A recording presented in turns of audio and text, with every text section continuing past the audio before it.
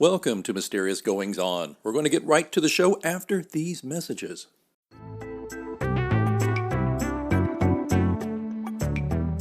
You know, I love podcasting. I have since 2006, back when you had to use like a Dixie cup with string to make the thing work. And that's why I'm so excited that we recently moved Mysterious Goings On to Anchor FM to record our podcast. I gotta tell you, I don't regret it a bit. If you haven't heard about Anchor, it's the easiest way to make a podcast. Let me explain.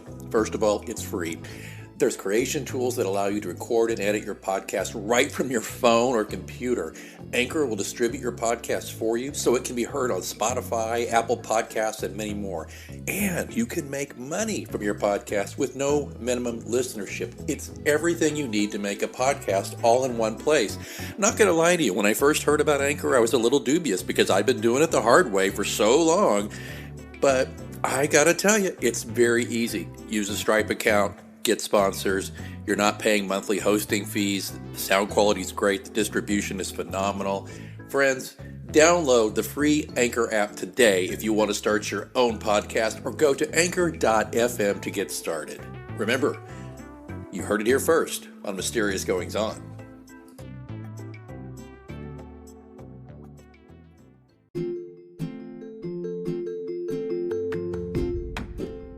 Hi, I am Connor Braden, host of the Story of a Storyteller podcast, author of The Longest Night and General Egypt, and you are listening to Mysterious Goings On.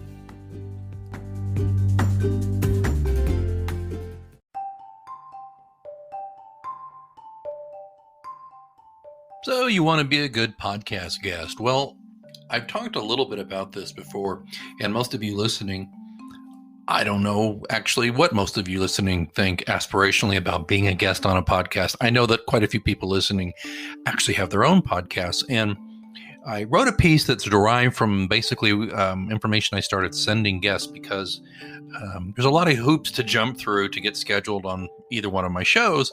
And I don't do it to be difficult or self-important. I do it because basically, I'm one person with some assistance here and there, and everything from fielding queries and pitches from people who want to be guests to publicists wanting to pitch guests and send me books to read and review and those things. Time is at a premium, and I put some things in place to make sure that when people are getting into what I call the pipeline, that it goes smoothly. Well, sometimes though, people don't read, admittedly, the somewhat lengthy sheet of information I'd like them to read before they pitch as a guest, or once they're a guest, what to expect and what to do. But it does help. And I thought, you know what I'm going to do? I'm going to write a series of pieces. I'm going to post them on Medium and elsewhere. And of course, I'm going to talk about them here on the show about what I think are the best tips for people who are over the hurdle of getting accepted as a guest at a podcast. Okay, I'll do a separate one, as I said, on pitching yourself to a podcast and selecting the right podcast that suits your niche and your message, etc. So I put this piece together, and there'll be a link in the show notes to the whole thing, but I want to hit the highlights of it. And I'm particularly pleased with this because podcastmovement.com picked it up immediately. I released it on April 23rd. Same day, they are excerpting it at podcastmovement.com. I'll put a link to it. And they had a really nice spin, so to speak, on the gist of it. And it was really great. And I'll get to that in just a moment. So I'm going to go through. I won't read it word for word, because if you want to read it word for word, go to Medium and click on that and share it, because apparently I can make about a penny about every 10 people who read it. So anyway, so it's called So You Want to Be a Good Podcast Guest. You're an expert in your field. You have some great points to make, and you managed to get booked on a podcast. Congrats. That's often the tricky part, but you're only halfway there. Now you must ensure you're doing everything you can to help your appearance go smoothly and gain traction with listeners. Podcasts, like anything else, are often an extension of the host of the show. It kind of goes back to what I said here in my lead-in, right? I guess I'm not a micromanager, but I'm definitely somebody who pays attention to the details. Anyway, I digress. The recent democratization of tools has made it easy for virtually anyone to host a podcast, and that's great. It also means there are a lot of pretty bad shows out there that are aimless, poorly produced, and inconsistent. However, there are quality shows, hint, hint, that offer a good experience and contact with the niche you're trying to reach.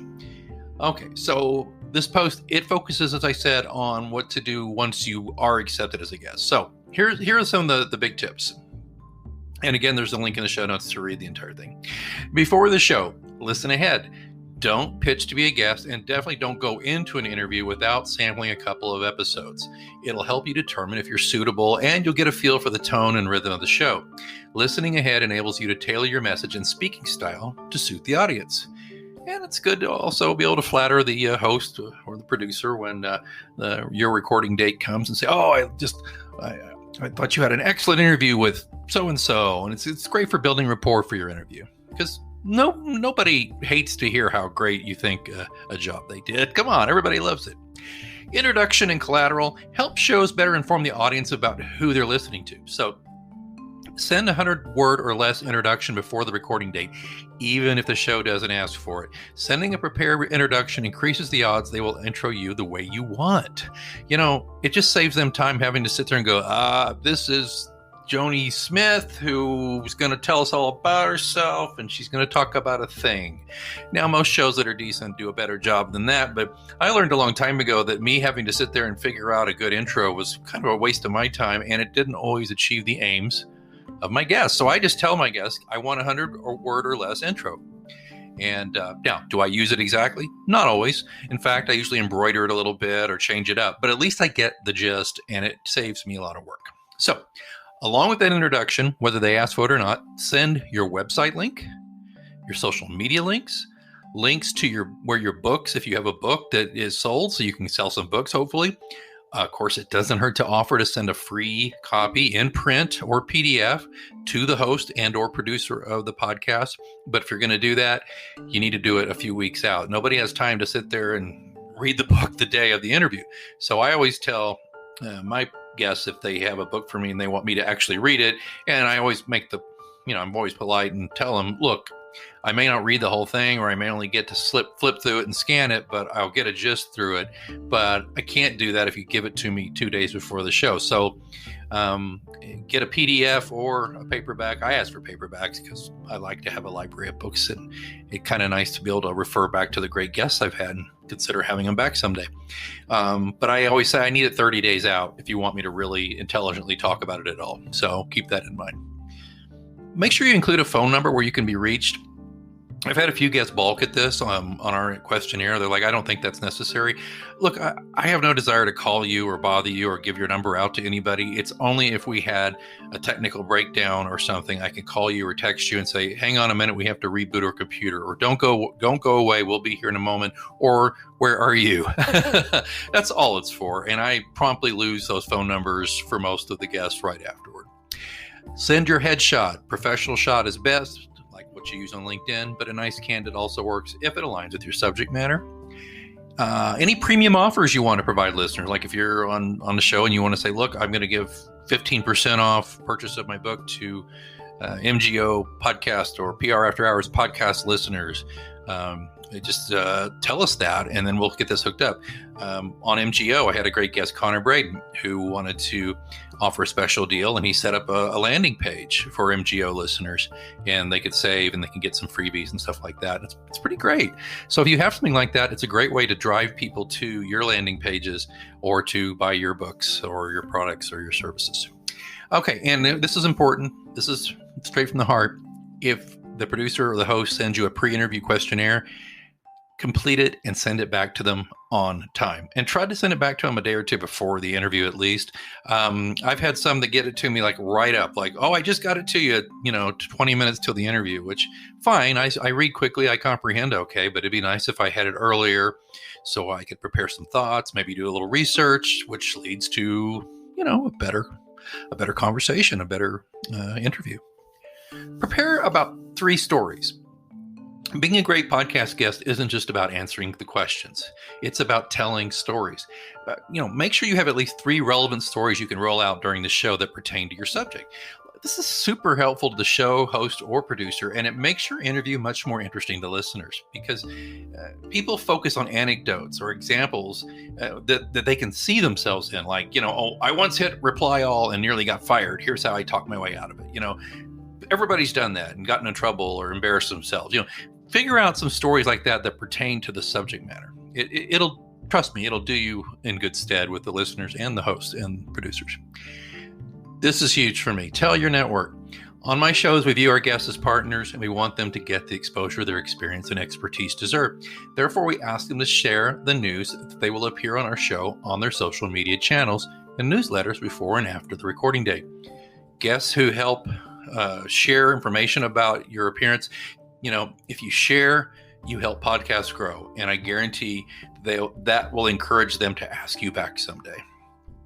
And let's talk a little bit about audio setup. I don't want to belabor this. I've talked about it previously. I harp on it, I guess. But remember, you're the guest, and you're going to talk more than the host, so you should sound as good as possible. So one of the main reasons people stop listening to a podcast is lousy audio.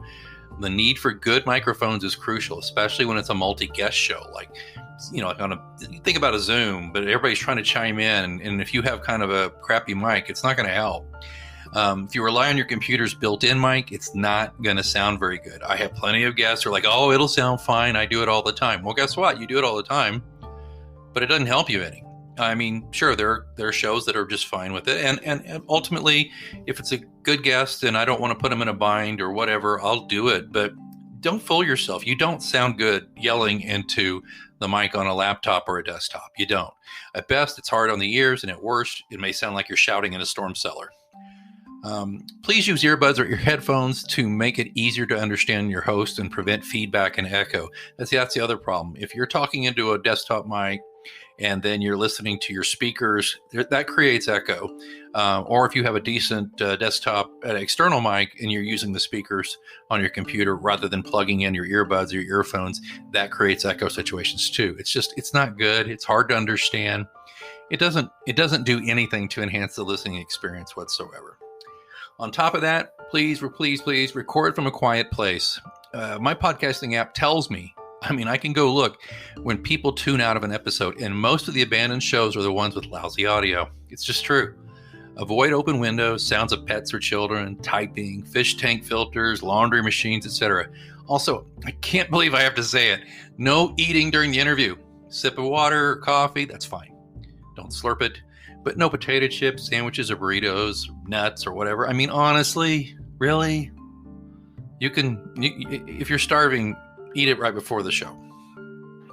I just can't begin to tell you how many good guests on our shows are tuned out by listeners because they record in places with really loud ambient noise, or they have excitable pets who will not stop barking, or are making disturbing mouth noises. It's something that is easily remedied by finding a quiet place and telling, your kids and your dog or whatever, I need you to be quiet for the next however minutes. It's important, It's just courtesy to your host and the listeners and to yourself ultimately, because I'm serious. If there's all this extra noise, I'm not talking about an occasional stray bark or you can hear occasional car honking out on the street through the window. That's just the way it is in the world of Zoom. But, I had to deal with an interview recently with a guest who had a lot of really good things to say, but he unfortunately decided to record it from a co-working space that was very loud. And it doesn't sound great. I did the best I could to clean it up.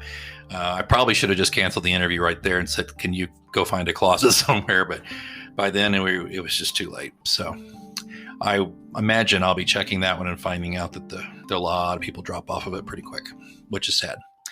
Video. If the show is recorded on video, make sure you and your background look your best. There's a few more tips there, but that's not what I do here, but there's some tips on video.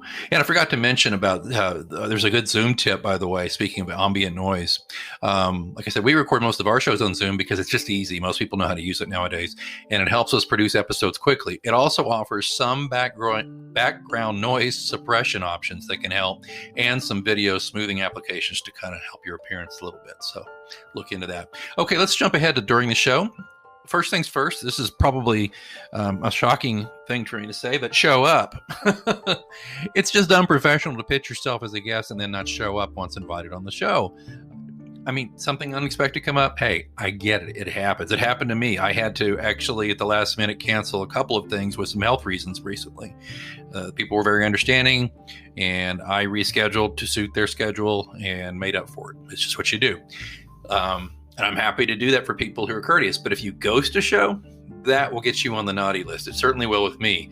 I mean, I've had a couple of these. One recently, it was a guest who asked to appear on my show weeks after she had just day of the show, just not shown up.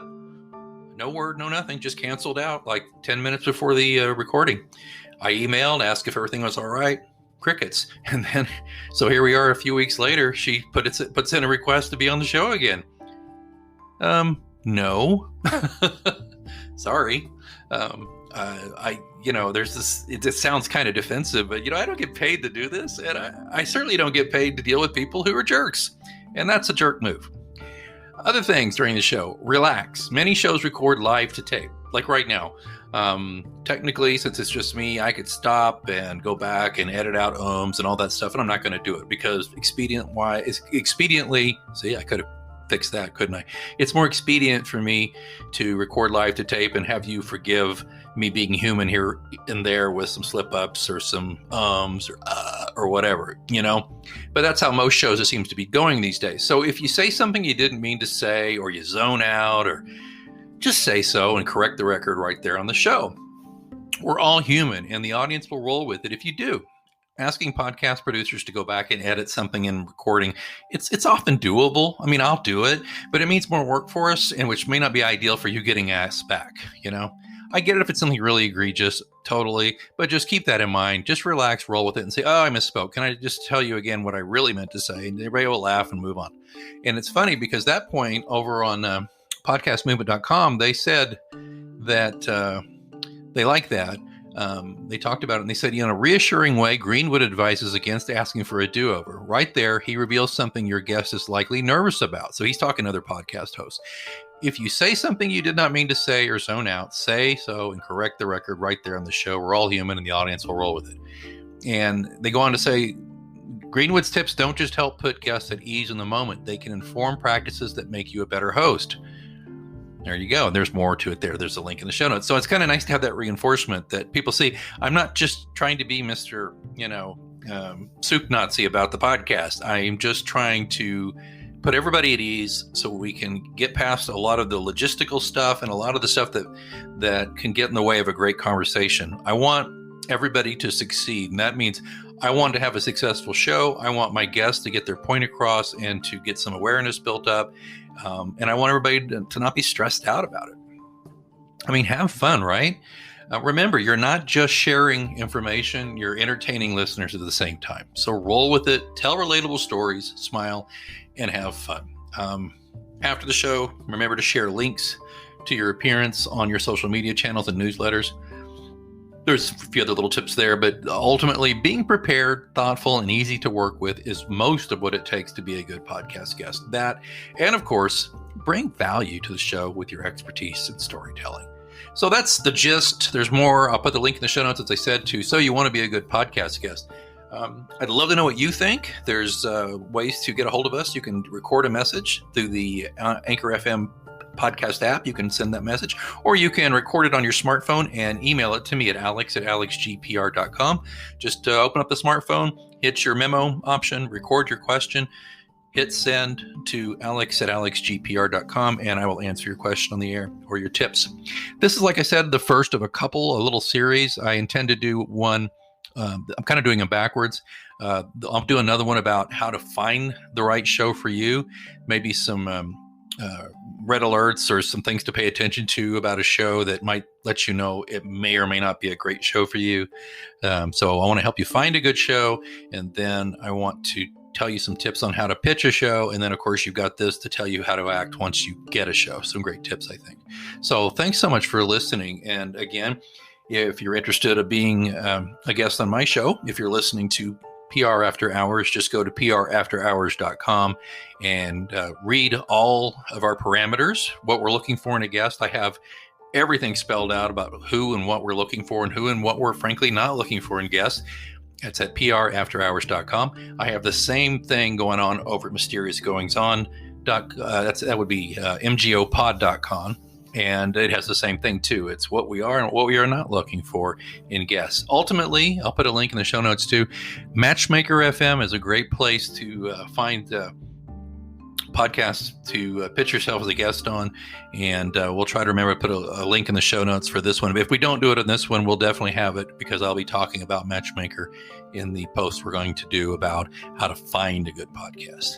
All right. So this has been me talking to you about what makes a good guest, and it'll help you get invited back once you get on a show. Just the ultimate thing is just be thoughtful, be your best self, Make sure that people understand that you understand that, particularly with podcasters who 99% of them are not getting paid. They're doing it as a labor of love, or to build awareness, or to build audience, or ultimately to get clients or customers. I get that, but still, it's incumbent upon you to be as professional as you can be. You might find actually that with some of these podcasts, your professionalism will up the level of professionalism with the show you're going to be on.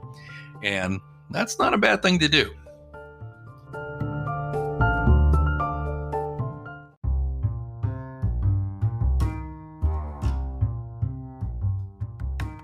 Friends, if you're an aspiring writer, and if you're listening to Mysterious Goings On, you may just be an aspiring writer. You want to learn a little bit more about the world of publishing? I want to welcome you to The Oasis. It's a live virtual writers workshop on Saturday, May 1st, 2021, tailored to the needs of the aspiring writer. This 4-hour Zoom workshop features 4 speakers with a century of combined experience in the writing and publishing realm.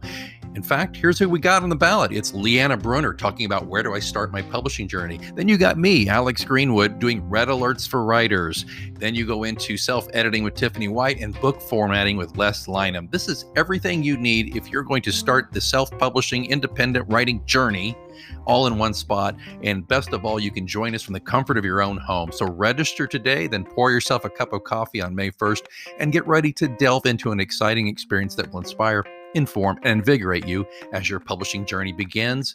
Cost is only $25. We accept all major credit cards. There's a link in the show notes, or you can go to Write Central. That's write-central.com/events, and you can find the Oasis there. I hope to see you at the Oasis.